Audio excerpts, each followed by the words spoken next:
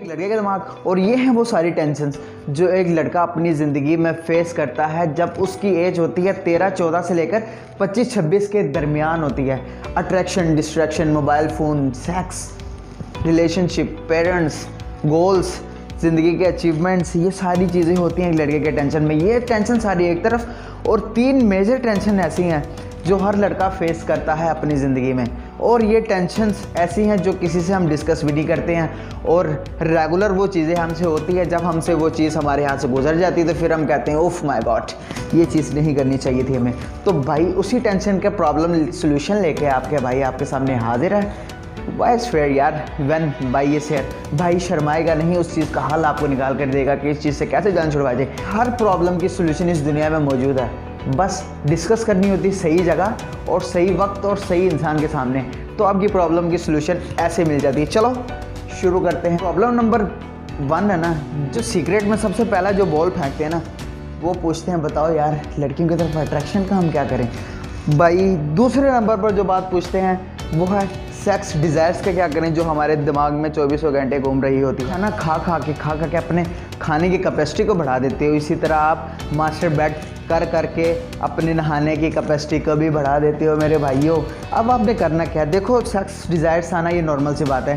Human beings are sexual beings. اب آپ نے اس کو اپنے دماغ کے اوپر حاوی نہیں کرنا. اب آپ نے کرنا کیا؟ آپ جب اپنی ایموشنز کو دبانے کی کوشش کرو گے نا، یہ ایموشنز آپ کو اتنی زور سے ہی اوپر پھینکیں گے اور پھر آپ مجبور ہو جاؤ گے وہیں کام کرنے پر.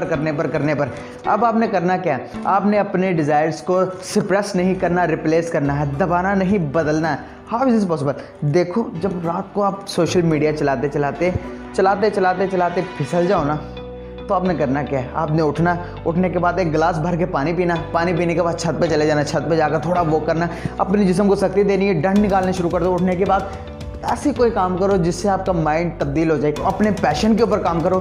لکھو، روز اٹھ کے لکھو کہ یار میں نے اپنا یہ گول اچیو کرنا ہے. میرا گول یہ نہیں ہے ماسٹر بیٹ کرنا، نہانا، یہ والا میرا گول نہیں ہے. میرا گول کچھ اور ہے، میں نے اس کو اچیو کرنا. اگر آپ یہ سوچ اپنے دماغ کے اندر بٹھا لو گے تو میں نہیں سمجھتا کہ آپ کو دوبارہ ایسی سوچ آئے گی کہ آپ جس سے مجبور ہو جاؤ گے نہانے کے لیے. نہیں کرو گے، آپ نہیں کرو گے. 2 ہے، مجھے پتا ہے میری اس بات سے ہر ایک لڑکا ایگری کرے گا، ہر ایک لڑکا اس بات کو مانے گا. لڑکوں کی کنسنٹریشن پاور پتہ کتنی ہوتی ہے؟ بہت زیادہ ہوتی ہے. اب آپ کو پتہ چلے گا کتنی زیادہ ہوتی ہے. جب میں پڑھنے بیٹھتا ہوں یا کوئی اور لڑکا بھی پڑھنے بیٹھتا ہوگا نا، جب پڑھنے بیٹھتے ہیں تو فوراً سے پہلے ہمیں یاد آتا یار وہ آن لائن تو آئی ہوگی یار، گروپ میں کیا چل رہا ہے. گروپ میں دیکھتا ہوں موبائل پکڑ کے شروع ہو گئے. اس کے بعد پڑھنے کے دوران ہی ہمیں یہ خواب آتے ہیں کہ یار اب یہ پیپر ختم ہونے کے بعد نیٹ فلکس پر کون سی میں سیریز دیکھوں گا. یہ ساری بغت والی چیزیں چلتی ہیں. لڑکوں کی کنسنٹریشن پاور کتنی ہے پتہ؟ اتنی پاور ہے کہ جتنا ٹائم غبارے کو لگتا ہے نا، کہ اتنی موٹیویشن چاہیے ہوتی ہے بھرنے کے لیے. اور جب اس کو اڑانے کے لیے نا ایک سوئی ضرورت ہوتی ہے. غبارے کے اوپر مارو، غبارہ پھٹ گیا، کنسنٹریشن بھی اڑ گئی ساری.